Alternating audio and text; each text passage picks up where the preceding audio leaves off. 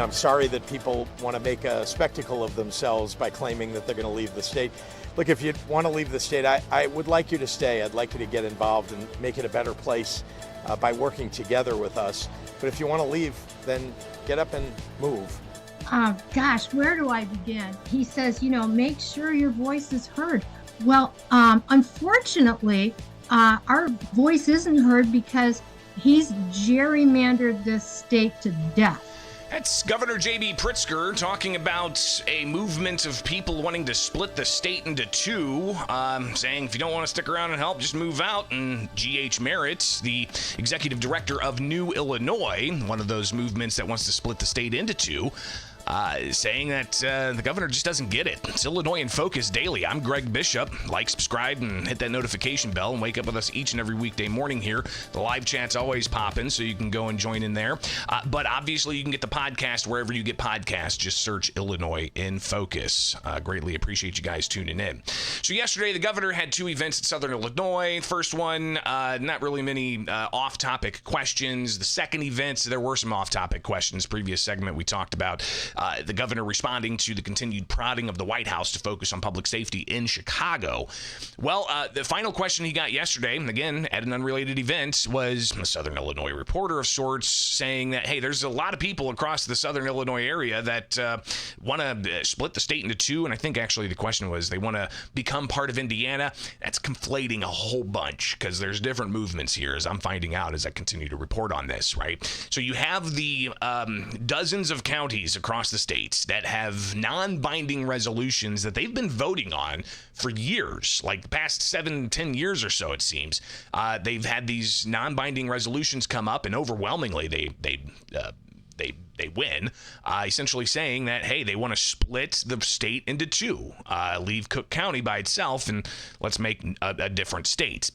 Then you have another effort. It's the New Illinois effort, and they're actually trying to get a constitution put together and to get legislators on board and to have that conversation to where they could just pass a resolution in the state to have Congress then act to create a new state. So you've got that effort as well. Plus, you've got another effort of Indiana that has passed a resolution creating a bi-state, commission to investigate redrawing Indiana and Illinois lines. Illinois not taking part in that, but Indiana did pass that. It was signed into law. That commission has been created, and we'll see what happens there. But those aren't all the same. They're not mutually exclusive. They're operating on their own. So you just got to be careful when you're talking about these things to understand that there's multiple paths here. And this is not something that's just happening in Illinois. It's happening also in California. And if you go to thecentersquare.com and go to the California page, you'll see some of the reporting there, as well as some Republicans in California have looked to try to split the state into two. So you can go and read more about that, along with other efforts in California. But back to Illinois in focus here. You've got the governor being asked about this in Southern Illinois, and here's his response. Partisans and people who don't support the fact that this is mostly a Democratic state are looking for any way to get attention. And so they talk about and push the idea that somehow counties in Illinois are going to leave, get up and join another state. That's not going to happen. That's not how it works. If they really want to get involved, they should actually show up, vote, make sure that their voices are heard. I've done that my whole life. I think I've been in areas, lived in areas that were Republican controlled as a Democrat. You got to speak up. You got to talk to people. I listen to Republicans all the time. You have a state senator here, Dale Fowler, who's been a partner of mine in bringing economic development to the area, bringing more investment in our state parks. And we've worked closely together. We believe in, that roads, state parks, these are not partisan endeavors. These are bipartisan things that everybody needs, no matter what party you belong to. So I'm going to continue to act in that fashion. And, I'm sorry that people want to make a spectacle of themselves by claiming that they're going to leave the state. Look, if you want to leave the state, I would like you to stay. I'd like you to get involved and make it a better place by working together with us. But if you want to leave, then get up and move. And there's no chance that you're going to pick up a county and have it join another state. Illinois obviously you has very seen outbound migration for 10 years straight. And the only reason for the 11th year we didn't see that was because we had international migrants coming into Illinois exceeding the number of domestic residents that were leaving the state of Illinois. So people are leaving. They're choosing to pick up their belongings and go to another state. People are even moving from Illinois to New York. But you've got people moving from Illinois to Florida and Texas and Missouri and Kentucky and Indiana and so on. So obviously, there's that it's already happening. But the governor's saying that, and in the past, he's denied population decline. But now he's saying if you don't want to stick around and help, go ahead and move. Well, I reached out to G.H. Merritt. She is the executive director of New Illinois. It's an effort that's been around for about 7 years. They've got a constitution drafted, and they're working out different types of issues to try to get legislators on board with the idea of splitting the state in two. And it's a very arduous process in the politics of it all, definitely playing into account here. But I shared with G.H. Merritt Pritzker's comments from yesterday afternoon, last night, and she had this to say about what the governor said in front of news cameras. Gosh, where do I begin? They have so many thoughts about this. My first thought, of course, is that, you've got a state where right now there's 70 of your 102 counties have a state split movement going on. Either they voted for the referendum or they have a new Illinois county committee or both. One would think that if you're at the helm of a state and this is going on, you would at least be a little curious about why are these people thinking this? Why are these people wanting to do this? He has no curiosity about that. He makes assumptions. He makes the assumption, he says, oh, well, you got to get out there and vote. Well, there are many, many people in this organization, and I'm willing to bet that all of them vote every time and have for years because they are committed citizens and residents of the state. He says, make sure your voice is heard. Well, unfortunately, our voice isn't heard because he's gerrymandered this state to death. And I found it preposterous and sad that the legislators from Texas came to Illinois and under the protection of J.B. Pritzker, who stands up and acts all sanctimonious, like he wants to make sure people's voices are heard. And you compare the gerrymandered Texas map to the Illinois gerrymandered maps, and Texas is amateur compared to Illinois.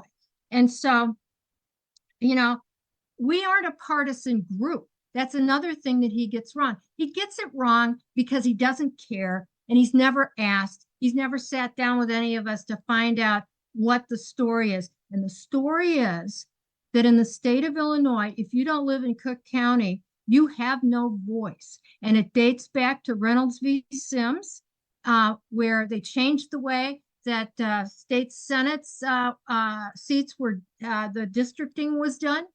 And Everett Dirksen, our late great senator from the 1960s, warned that in any state with a sizable city, all the power of state government was going to be absorbed into that city, and the rural people would lose their voice. So I think that he's very disingenuous.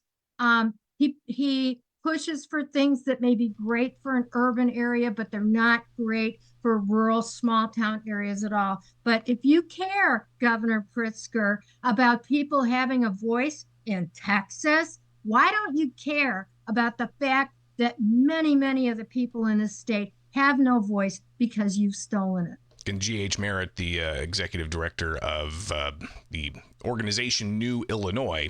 And I asked her, listen, I mean, you've got the governor saying, if you don't want to stick around and help the state improve, then you can go ahead and move. And here's what she had to say. Well, and when we started this organization, I started it with a guy named Jeff.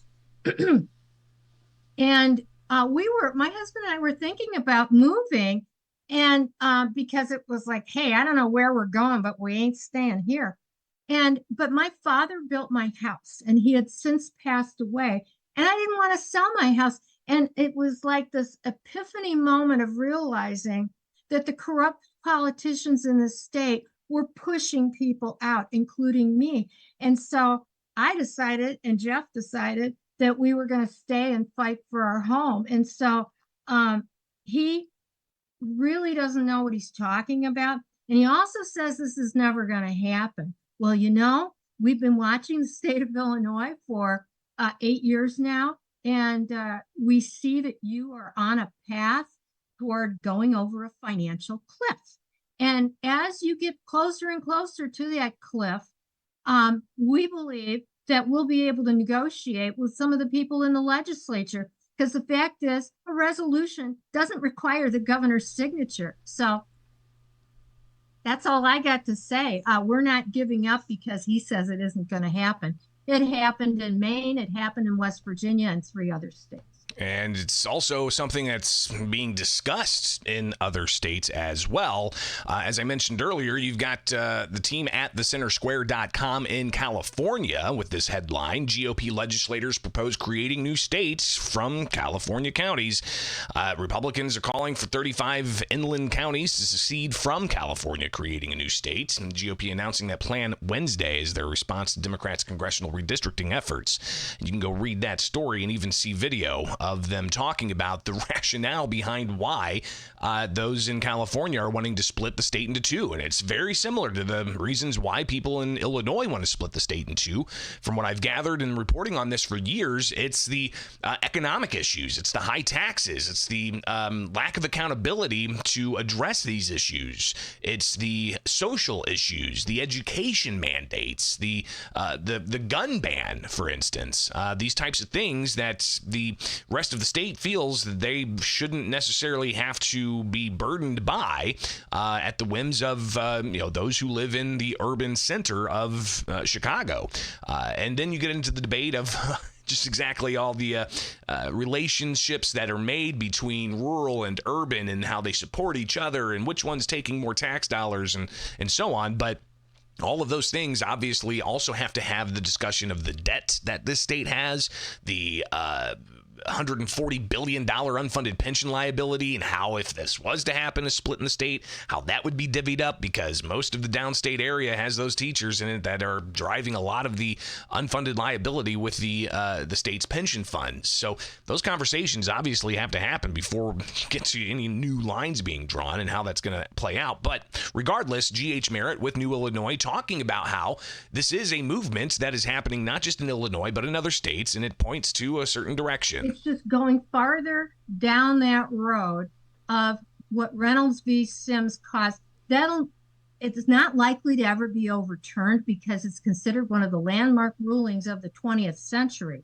It's where we get that term one man, one vote that sounds so fair. But the fact is, the states followed the pattern of the U.S. Congress in the way they did their districts. And by taking that away, they did what our founding fathers were trying to avoid with the states. They didn't want the big ones to overpower the little ones, and then the little ones wouldn't have a voice.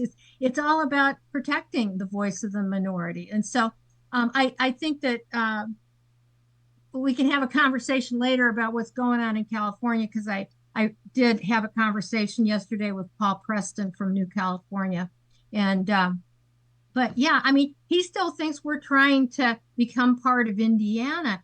And that isn't even true either. That's something Indiana initiated. And I might as well tell you, Governor Pritzker, that the reason they're doing that, they know this idea is not going to happen. They know that you'll never appoint the people to this commission. They're doing this to send a message to you and Mayor Johnson that the Northwest section of Indiana has an economy that is entwined with Chicago. And what you are doing in the way you guys are running things it's not just hurting you, it's going to be hurting Indiana. And they're trying to get that message to you. Chicago is on its way to being the next Detroit. Again, G.H. Merritt, the executive director of the organization New Illinois, responding to Governor J.B. Pritzker, saying, well, if you're not going to stick around and help the state, then why don't you just move?